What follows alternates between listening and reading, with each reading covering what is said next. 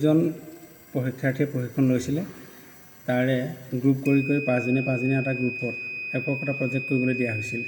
তাৰ ভিতৰত এইটো এটা প্ৰজেক্ট অভিলাষী প্ৰজেক্ট বুলি পেলাই আমি বিবেচিত কৰি গৌৰৱবোধ কৰিছোঁ যে মাজুলী ITIত এইটো প্ৰথমবাৰৰ কাৰণে এই প্ৰজেক্টটো ছাকচেছফুলি হৈছে।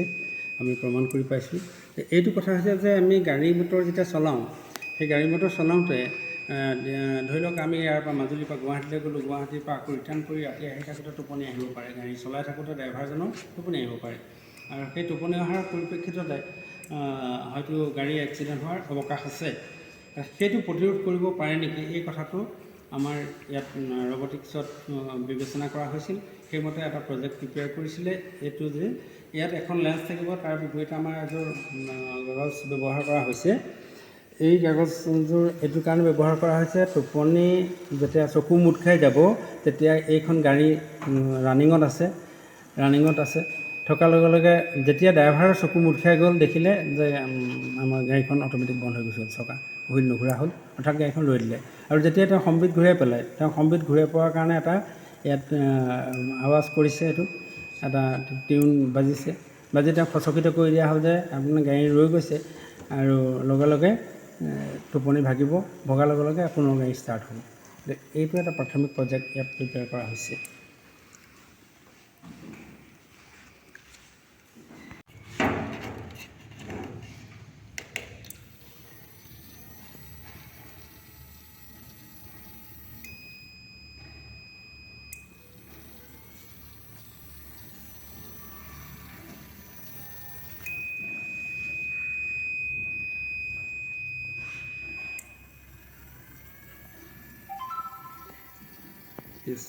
তাৰ লগোৱাটো প্ৰায় বাধ্যতামূলক হ'ব লাগে, মানে বিদ্যুতৰ খেতি কৰিব লাগে। তাৰ কাৰণে চ'লাৰ প্লেটৰ কাৰণে চেণ্ট্ৰেলি ছাবচিডি দিয়া হৈছে আৰু ষ্টেট গভৰ্ণমেণ্টেও দিয়া হৈছে, মানুহক উৎসাহিত কৰা হৈছে চ'লাৰ ব্যৱহাৰ কৰিবৰ কাৰণে। আৰু সেই চ'লাৰবিলাক এটা নিৰ্দিষ্ট এংগুলত সূৰ্যৰ পোহৰ পাব পৰাকৈ ফিক্স কৰি পেলাই ফিটিং কৰা হয়। কিন্তু আমাৰ ৰবটিক টেকন'লজিৰ অধীনত এনেকুৱা এটা প্ৰজেক্ট কৰা হৈছে যে সূৰ্যৰ পোহৰ অকণমানো যাতে অপব্যয় নহয়, প্ৰতি মুহূৰ্তত সূৰ্যৰ মুভমেণ্টৰ লগত আমাৰ চ'লাৰ প্লেটখনে নিজে মুভমেণ্ট কৰিব। মুভমেণ্ট কৰি সেই চ'লাৰ পাৱাৰটোক কনভাৰ্ট কৰি পেলাই বিদ্যুৎ শক্তিলৈ আনিব পাৰিব। কাৰণ কেতিয়াবা এংগুলৰ সপক্ষে আমাৰ পুৱাবেলা যিটো ৰ'দ পৰে, পাছবেলা সেই প্লেটখনত সমানে ৰ'দ নপৰে। গতিকে এনেকুৱা এটা টেকন'লজি ঠিক কৰা হৈছে যিটো যোগেদি সূৰ্যৰ ডাইৰেকশ্যনৰ লগত এই চ'লাৰখনে মুভমেণ্ট কৰি ডাইৰেকশ্যন লৈ পেলাই সমগ্ৰ চ'লাৰ এনাৰ্জিটো ইলেক্ট্ৰিক এনাৰ্জিলৈ কনভাৰ্ট কৰিব। এইটো এটা অভিলাষী আঁচনি বুলি আমি গৌৰৱবোধ কৰিছোঁ। সেইটো আমাৰ মাজুলী ITIয়ে এটা গৌৰৱোজ্জ্বল প্ৰডাকশ্যন বুলি পেলাই আমি বিবেচনা কৰিছোঁ। ৰবটৰ টেকন'লজি নতুনকৈ তেওঁ সৃষ্টি কৰিছে যে ঘৰুৱা কাম কাজত ৰবট ব্যৱহাৰ কেনেকৈ হ'ব। কোনোবা এজন মানুহে বজাৰ কৰি নিলে মিছেছৰ হাতত দিবগৈ বা ঘৰৰ কোনোবা এজনক দিবগৈ, সেইজন কেতিয়াবা শাৰীৰিকভাৱে অসুস্থ অক্ষম হ'বও পাৰে। তেতিয়াহ'লে সেই বেগটো মানুহজনে দুৱাৰমুখত দিয়াৰ লগে লগে সেই মানুহগৰাকীয়ে আহি সেই বেগটোৰ ৰবট ৰিচিভ কৰাব। এতিয়া ৰবটৰ হাতত বেগটো দি দিয়াৰ লগে লগে ৰবটৰ ল'লে এইখিনি ক'লৈ যাব লাগে ৰবটটোৱে গম নাপায়। তেতিয়া মানুহগৰাকী যেনি যাব সেইমতে পাছে পাছে গৈ থাকিব। এইটো মানুহৰ বডিৰ লগত এয়াৰ চেঞ্চৰে কাম কৰিব, কৰাৰ লগে লগে য'ত বেগটো থ'ব লাগে সেই থোৱা জেগালৈ ৰবটে লৈ যাব। এই চিষ্টেমটো ইয়াত টেকন'লজিত কৰা প্ৰজেক্টত কৰা হৈছে আৰু ইয়াক সম্পূৰ্ণ মডিফাই কৰা হ'ব। ইয়াত অকণমান উন্নতলৈ নিয়া হ'ব। এইটো প্ৰাথমিক। মাজুলী ITIৰ তৰফৰ পৰা সমগ্ৰ অসমবাসীলৈ আমাৰ শ্ৰদ্ধা ভক্তি নিবেদন কৰিছোঁ।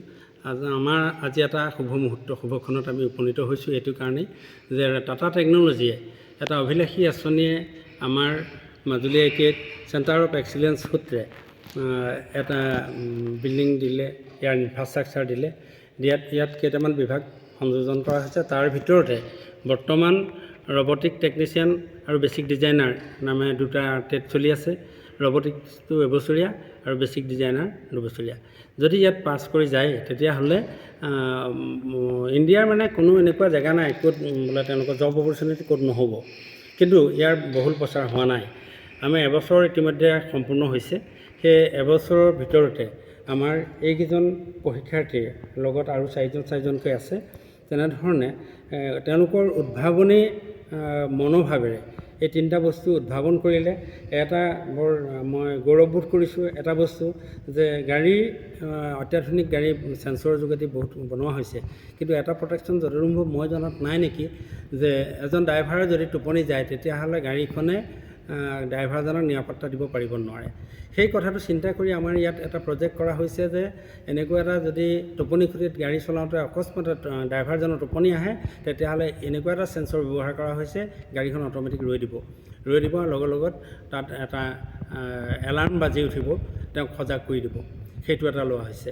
আৰু দ্বিতীয়টো হ'ল বৰ্তমান ছ'লাৰ ছিষ্টেম কৰিবৰ কাৰণে সমগ্ৰ ভাৰতবৰ্ষত এটা অভিলাষী আঁচনি চৰকাৰে লৈছে, হৰ ঘৰ বিজুলী। গতিকে তেনেধৰণে বিদ্যুতৰ খেতি কৰিবলৈ দিয়া হৈছে। কিন্তু সেই যিবিলাক বিদ্যুৎ প্ৰডাকশ্যনৰ কাৰণে ছ'লাৰ প্লেট দিয়া হৈছে সেইবিলাক ফিক্স কৰি লগাই দিয়া হয় এটা নিৰ্দিষ্ট এংগুলত।